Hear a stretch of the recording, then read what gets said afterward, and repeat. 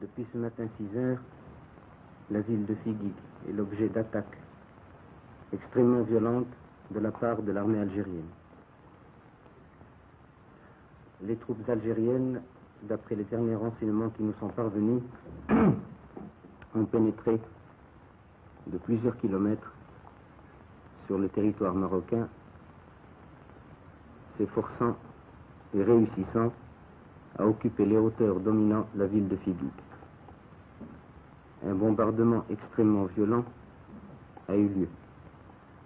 On déplore des victimes parmi les civils et la petite garnison militaire qu'il y avait à Figuig. Car en fait, il n'y avait à Figuig qu'une compagnie de l'armée royale. Je souhaite que le nombre des victimes ne s'étende pas au-delà de ce qui est déjà constaté.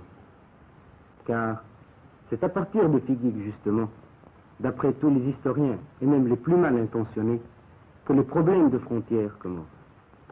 Tandis que, entre Figuig et Oujda, il ne saurait y avoir de problème. On a fait donc tuer des hommes, des femmes, des enfants, des civils et des militaires. Pour quel résultat?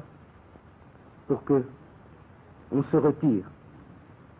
Mais l'armée qui a attaqué se retirera.